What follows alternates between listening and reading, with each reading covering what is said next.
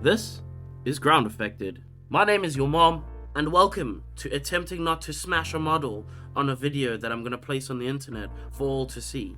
In this video, I'm going to show you how I painted this epic statue sculpted by Djinn 3D. I'll leave a link for his work in the description below. Be sure to check him out. Just click the like, click subscribe, and if you regret it, you can easily follow the instructions I'll leave in the last few seconds of the video. And since most people leave before we get halfway through the video, I'm gonna shout out my merch right now. This is one of the tees that I have available. There's gonna be two options of t-shirts. This is the other option. Also, I'd like to shout out the amazing artist who drew this design for us. Her name is ROXY Rose, and I'll leave a link for her in the description. You know how it works, that's how we roll.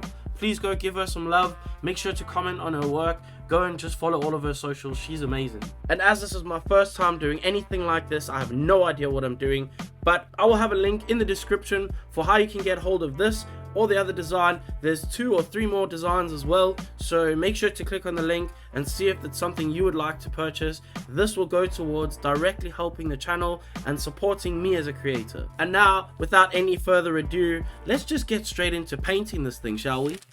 This is one of the very few times I felt like I would keep in the preparation for this specific model. And starting off for the preparation for this model, I'm going to use the sandpaper that I usually use. I keep around an 80 grit for getting off the main layer lines, especially off FDM prints. And I keep also a 600 grit, and this is what I use to smooth out the roughness that comes from the 80 grit. You can see me scoring the parts before I glue them together.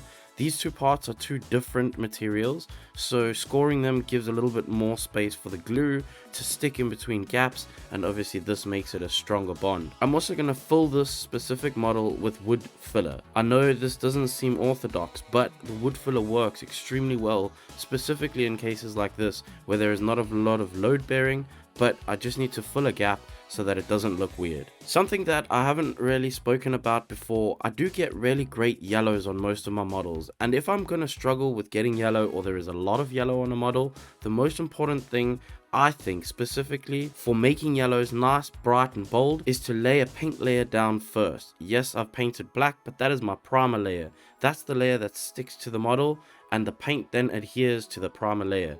Using pink gives you yellow a much better platform to base itself off of and helps to make it a lot brighter and bolder. In order to put shadows onto yellow, what I use is Iyanden yellow, which is a contrast color from Citadel, and I spray that through the airbrush only from the direction of the shadows. This is where the light is not going to be hitting the model. I had painted these yellow parts first because they're inside of a recessed area, so this makes it really easy for me to just load in a load of liquid mask from Vallejo. And this is one of the things that I really enjoy about liquid masks, is that it really helps me to be able to build up on top of layers without having to worry about masking off and cutting pieces of masking tape and faffing around. I can just fill in a gap, and that just makes it so much easier. Using the standard recipe that I use for all skin tones pretty much at this point now, I go through the full fairy flesh set from Vallejo and slowly build up highlights from the darkest skin tone. I find this is one of the easiest ways to make a believable looking skin that's easy to do, and anybody can replicate this as long as you follow the steps that I've laid out in previous videos before.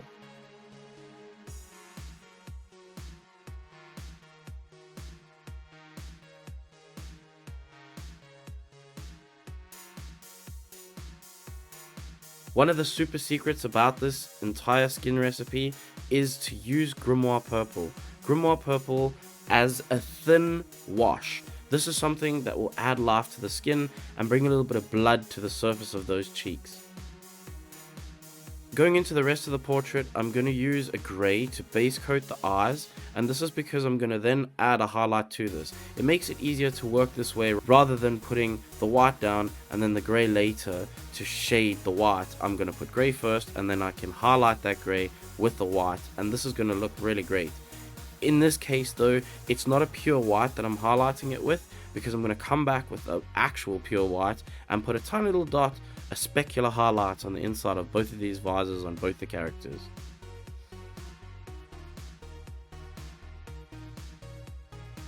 Painting the inside of a mouth, I used Magos Purple, and it's also a contrast color, but I just used this to tint the inside of the mouth a little bit more purplish pinkish kind of color.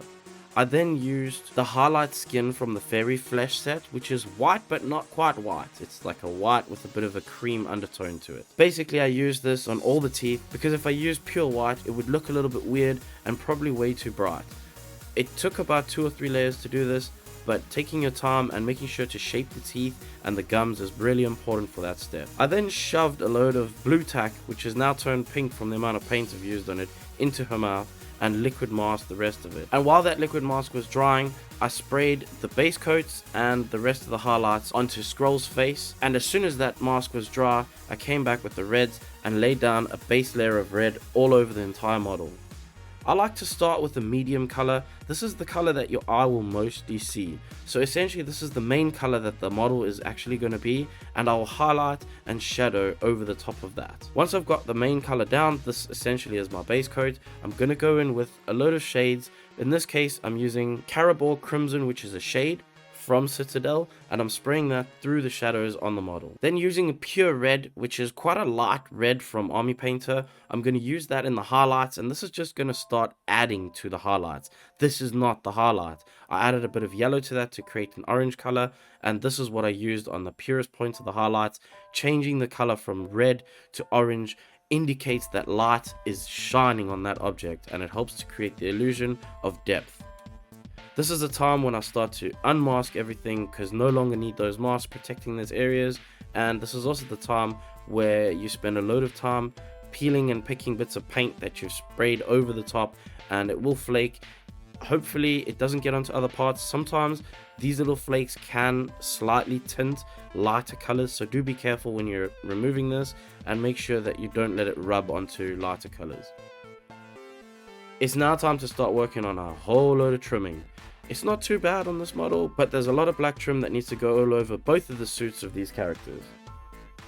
I take my time with this. I spend a couple hours just making sure that edges are perfectly straight, and I can come back and fill the inside a little bit later.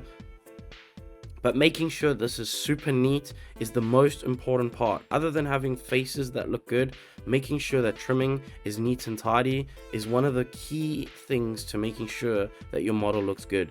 If you make a couple mistakes here and there and other things, it's not going to be noticeable. But if you make a mistake on trimming or faces or even weapons, that is where things are noticeable. People are looking at those things because that's an area of interest.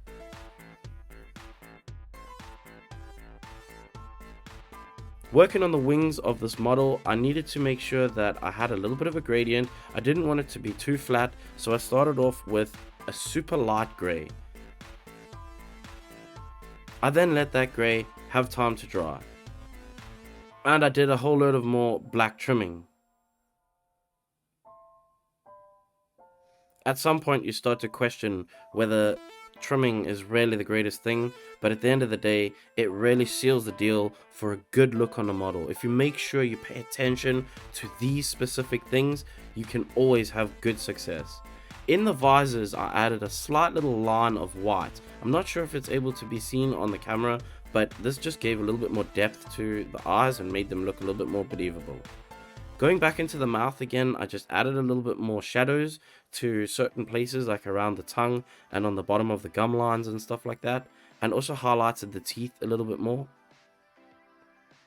To work on the hair, I'd already base coated that, and going back in with a slightly darker brown, one of the things you need to do is to try and create volumes with the hair. So I go all over, giving most of the strands a sort of kind of base coat with this darker brown at first, and then I'll start to target that color a little bit more specifically. I also changed from a large brush to a smaller brush, and this enables me to target just the highest points. And essentially what I'm doing is I'm creating a gradient from the outside of the strand of hair going dark to where the bump is, so that the light hits only the bumps and it doesn't hit too much onto where the hair goes underneath each other. When you dry brush, unfortunately, it does give a slight powdery finish. I'll show you how I deal with that in a minute. I went back into her face and painted the lipstick onto her lips, and then this is how I deal with that dry look of dry brushing. I go over it with a, in this case, Resin flesh shade, in order to just give it a slight tint over the top of it, which kind of hides and masks some of that dryness of the dry brush. I then masked off areas using blue tack, which again is pink in my case, and this was just to protect the main body while I gently faded some white into the tips of the wings on her suit. After that's done, I can come back and trim the little pieces in between, and making sure again that this is super neat and tidy, paying attention to edges and paying attention to shape in this specific case will help to make sure that these parts look super crisp and again create the illusion that the model is super clean.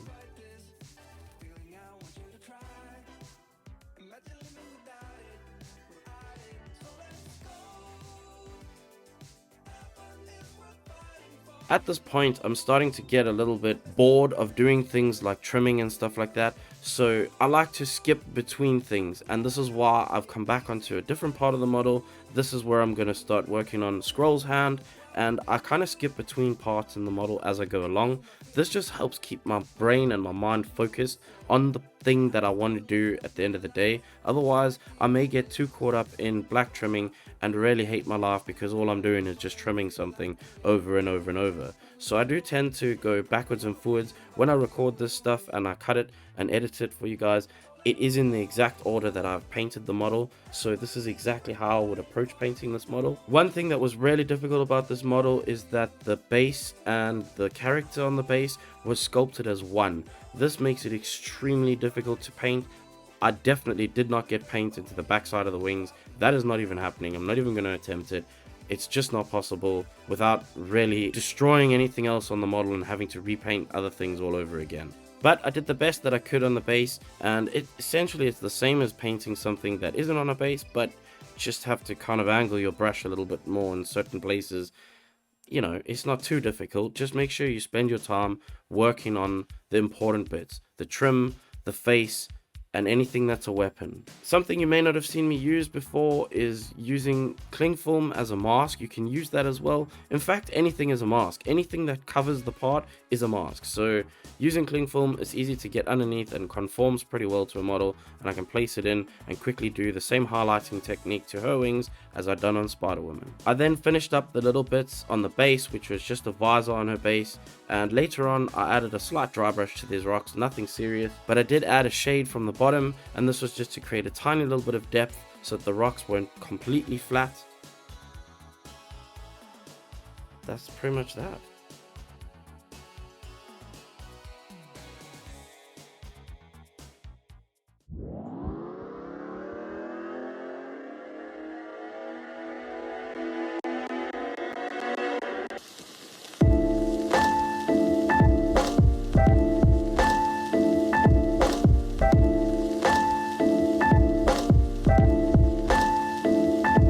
Check. The grills in my mouth double as a freeze one. The grills in my mouth double as a freeze one. The grills in my mouth double as a freeze one. The grills in my mouth double as a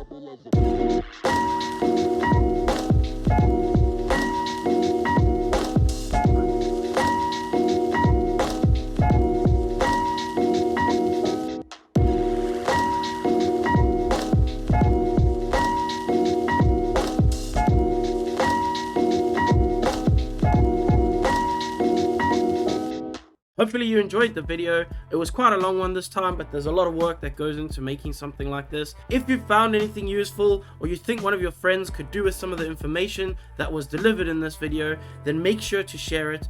More importantly, leave a like, leave a comment in the section below where comments are to be left. If you want to support the channel more, make sure to check out the Patreon, where you will get nothing. However, you may actually get something because I'll be putting you into the Discord. It's a private Discord where we speak daily about just stuff.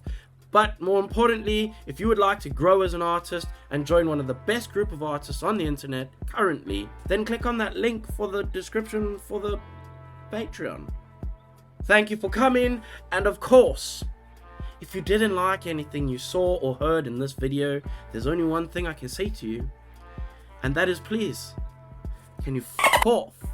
Imagine everyone walking around with a ground affected dolphin on their t-shirt.